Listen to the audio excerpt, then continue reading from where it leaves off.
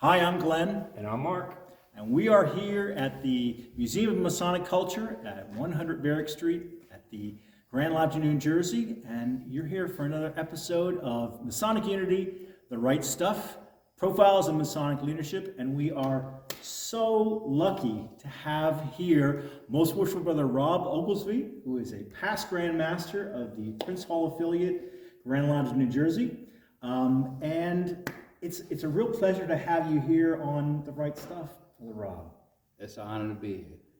We wanted to get together to talk a little bit about your perspectives on Masonry, where you came up through, where you see the fraternity is now, where you see it going in the future. So can you tell us a little bit about how you got involved in Freemasonry? My father, he was a Master Mason at Harvard Lodge number 16, a lodge I belong to now.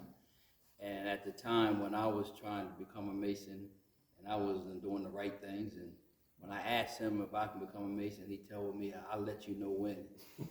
Wow. And unfortunately, I asked him another time, and he said, "Don't ask me again, I'll let you know when." So long story short, when my father was in a motorcycle accident, and at that time he was in a coma and in the hospital, and God took him away, he passed away. And that's when I went to, when they had his funeral, and I seen those burial rites. And that's when I went to the brothers, and they allowed me to participate at the time to help assist covering them. Because back then we covered ours. Right. Well, they covered theirs, and I wasn't a part of it, but they allowed me to, being that I was his son. And that's when I told him I wanted to be a Mason. Wow. So when I joined the lodge, everything that I've done in my lodge, I've done to honor my father. That's wonderful. Family truly does come first in all things. And since then, my brother, he became a Mason, and he also became a past master of Harvard Lodge number 16, and a past Deputy Grand Master. And my son became a Mason, and he's a past master. When I was Grand Master, he was my Worshipful Master. Nice. Wow. That must have been pretty impressive. Well, we had an agreement. Yeah? We had an agreement. I told him, I said, "You don't suspend me, and I don't suspend you." Now, did you tell him when the time was right, like your father did? Or Yes. was talking about it? No, he had to wait a little bit. Okay. He had to wait a while, because I understand once I got in and got involved, I understood what it was about then, because at that time I wasn't ready. Right. And sometimes we bring young men in here who are not ready, and then we do more harm than we do to help them aid in the system. That's really important. We don't hear about that all too much. It's really important to guard the West Gate. Yeah. And just to have people come through when they're ready. We're all at different points along our journey. Yeah. And just, people got a new career, they have a new family with a baby and all that stuff, Right. and we just normally just throw them into something. Yeah. And then potentially could lose them. Well, that's the most important thing of what I've seen in Masonry is that when we bring these young guys, and I was young when I came in. Don't get me How wrong. old were you when you came in? I believe I was 25. Okay. Yeah, 30 years now, 32 years. Wow. But anyway, it's hard.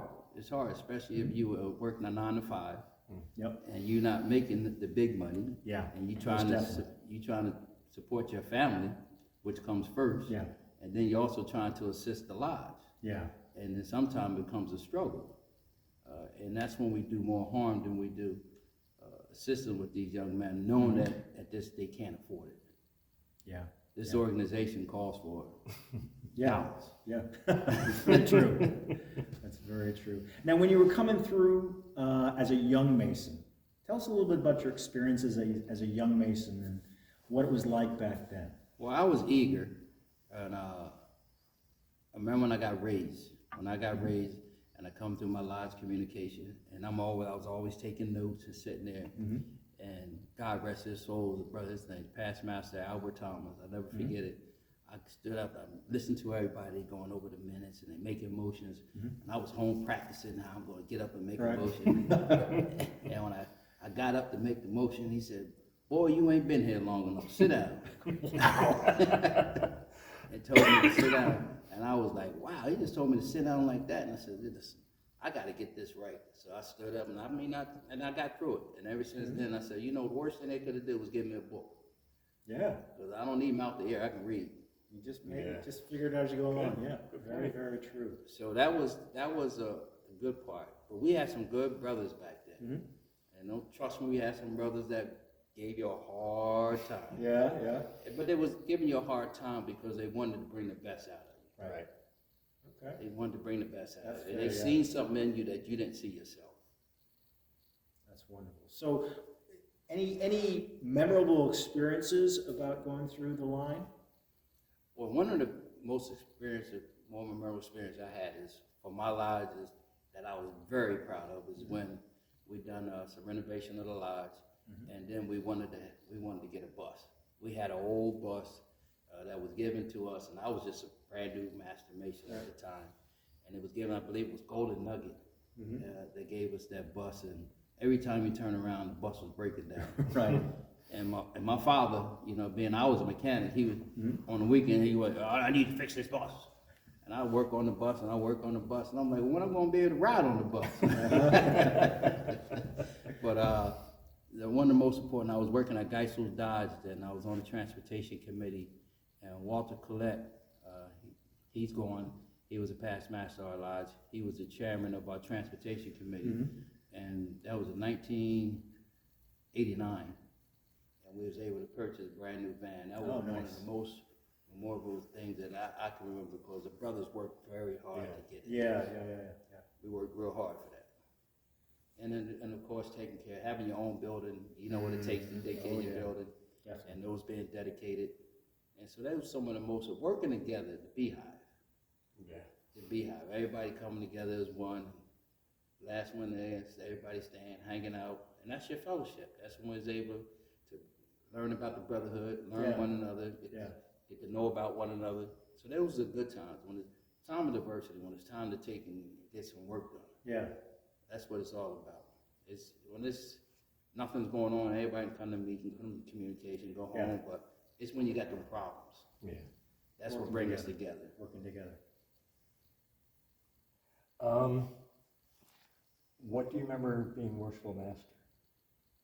Was that the bus?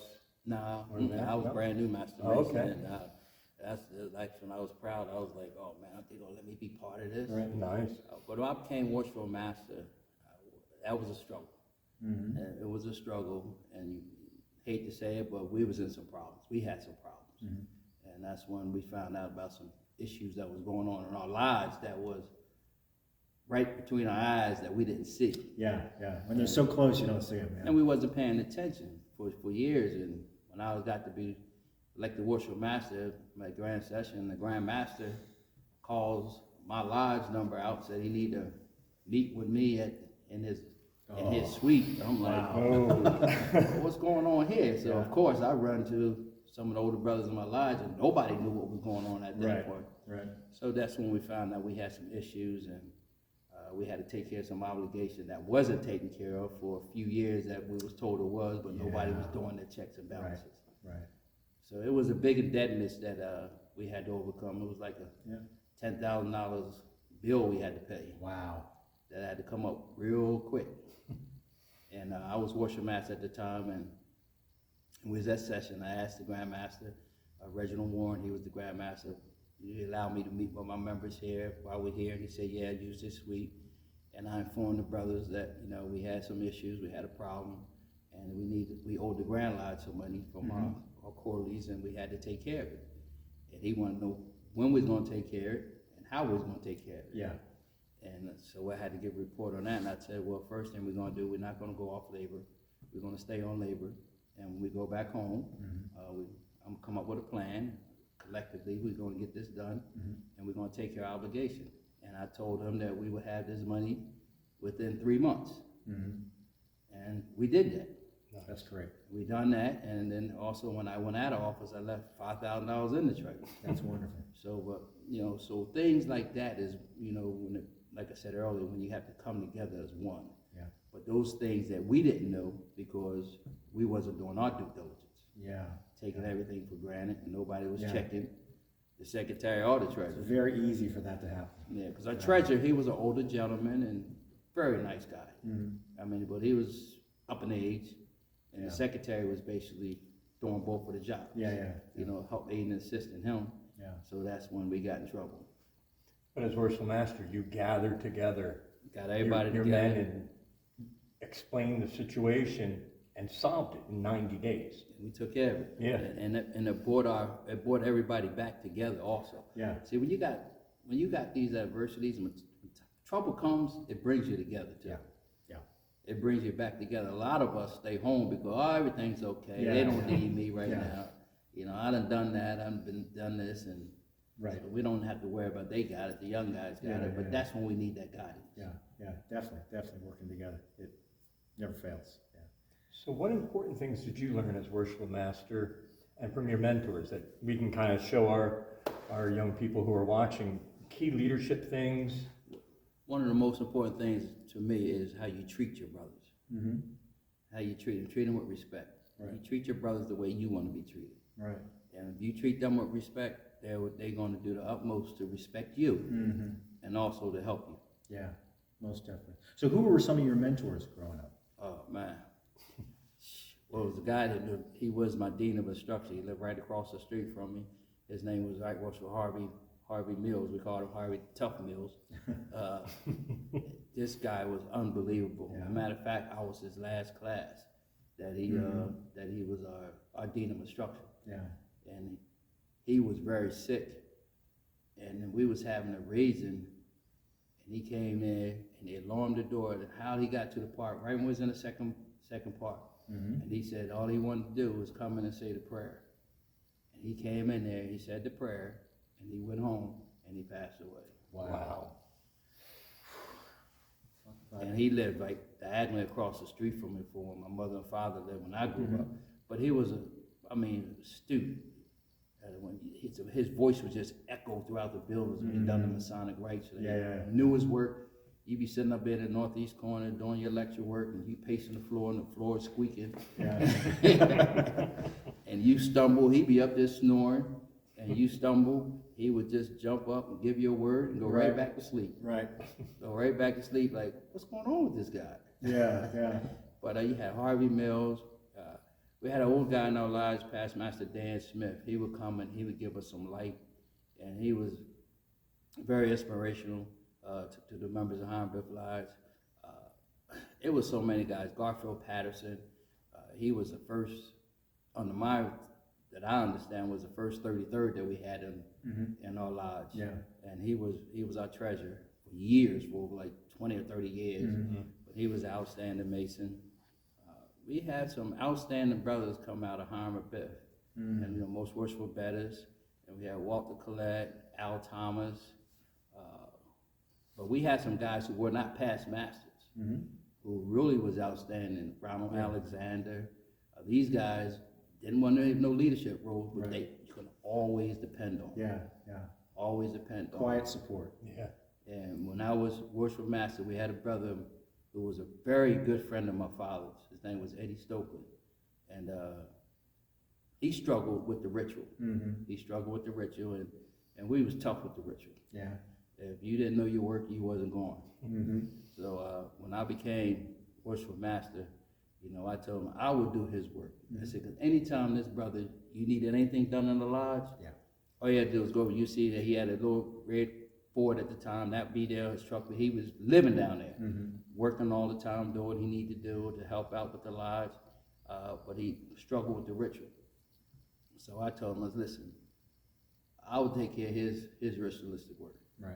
And he became the junior warden, and he went on and he became a past master. He was my junior warden, Fred Morgan, both of them are deceased. He was my senior warden, but it was good times. Yeah. It was good times. That's fantastic. It's all about the brotherhood. Very much so. Now, moving on past being Worshipful Master on your road to being Grand Master. Tell us a little bit about your experiences post Worshipful Master. Well, that took some time, and that was a rough road. Yeah. Of course, I served as assistant lecturer for the district, and then I served as lecturer for the district grand lecturer. Then I served as district deputy grand master for my district. Then I served district deputy grand master at large under most Worshipful Betters administration. And that's where the teaching was at. Because Okay. that's when you had to present yourself to the crowd. Tell us a little bit about that. Well, back then, the District Deputy Grand Master at Large and the Grand Lecture, our Grand Lodge seminars, he would have one part, I have another part, and he would take care of all the ritualistic pieces of the seminar, and I would do the Constitution Right. and bylaws.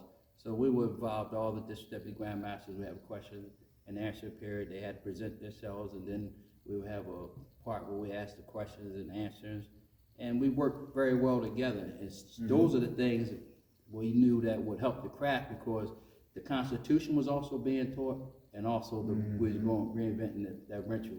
Yeah. The ritual. Yeah. And we found that to be very important. But as time went on, Right. you know, they deviate from them things, and that's when we get ourselves when they don't know the laws. Yeah. So the Constitution and bylaws is the most important thing that they have to know. Mm-hmm. So in order to do that, I truly believe that you should serve in those positions, Mm-hmm. because now you have to present that to the crowd. And you learn by Yeah. teaching. Yeah. Yeah, you So learn now by doing, yeah. you're going to be studied up. Right. Now you got to do your homework before you get there. Right. And now you got 8 deputies that you got to have administer some work, and you got to make Yeah. sure that stuff is straight. And if questions are asked, and if they can't answer, you're supposed to answer. If you can't answer, then the Grand Master Right. get involved, and he gets involved. He's like, okay, well, we got a problem here. Yeah. Yeah. Yeah. So you have to be studied up, and that's the main thing is studying the laws. Mm-hmm. Interesting. Interesting. And what's your along that path? What's some of your best experiences, but most memorable times? Oh man, I done had some great times. Yeah. Like I said, this been my life for the last 32 years, Mm-hmm. and I really enjoyed it. And Yeah. and my most important thing is it's just being able to sit down and fellowship. Mm-hmm. And just have the shooting the breeze and be able to have a question and answering session, and Right. everybody's Yeah. challenging them one Yeah. another, and you saying something, this one saying, no, that's not right, this Yeah. is it. And those are the moments, they're the most memorable moments, and you know that what your discussion is more or less about being educated. Mm-hmm. And that's how you get to the educational part of it. Yeah. You never stop learning. Never. Yeah. Ever. Listen, they say if you're the smartest man in the room, it's time to leave. It's very true. It's very, very true. Time to get into another room. Yeah, exactly. Going to another room. It's That's time what to it leave. is. Another room, Yeah, so we can always learn from one another. Mm-hmm. No man knows it all. Yeah. And that's why I tell everybody, collectively we have the answers, Mm-hmm. not individually. Yeah, very true. Working together.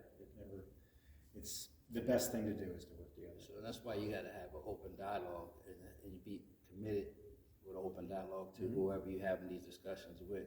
And more or less, because a lot of times if you meet with them, they think, oh, he's a Grand Master. People shell up. Yeah. They shell up and they don't want to say nothing because Yeah. they fear they're going to say the wrong thing. Yeah. But I used to tell them, listen, there is no wrong answer, Mm-hmm. and there's no stupid answer. Yeah. No stupid question. I said, we all here together. I can learn from you, you learn from me. I said, we all come here for the same purpose. Everybody's looking to learn masonry. I agree. So, becoming Grand Master, what was that like? It was experience that I never will forget because of the people that was working to get me there. Mm-hmm. And it wasn't just about me, I owed that to the people that was assisting me.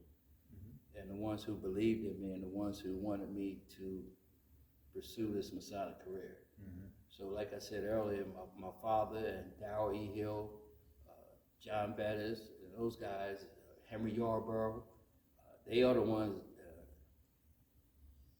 Chester Cherry, they the ones that really pushed me. Mm-hmm. Somebody always got to give you that extra boost, because Yeah. a lot of times you feel, okay, well, I'm just going to sit and be quiet, so I don't have to say anything, because if I say something, somebody might not agree with it, I might make somebody upset, and it might start another situation. Oh man, here he go. Right. So they think they know it all. So, but they are the ones that constantly push you, and I owed it to them to make sure that I done what I was supposed to do.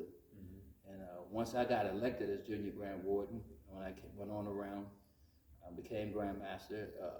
It was some challenging times. Mm-hmm. It was some challenging times. But one thing that I've done a lot, as far as disciplinary action, which we know we all have, my thing is that it's too easy to suspend or expel the Mason. And now when you do those things, you losing a member. I truly believe that if you have to deal with something, you want to deal with it where you can keep those members, but teach them and show them what it should be, so you have a correction action plan. Right. Yeah. And you make them go through a little course or whatever you want to do, or how you want to set it up, but at least you kept that individual. And now you done made a better person out of him, because now he understands what I done wasn't right and why it wasn't right, and now what I should do to help that man behind me. Yeah. So, Most Worshipful Sir, can you tell us a little bit about your experiences after the Grand East? Scottish Rite, York Rite.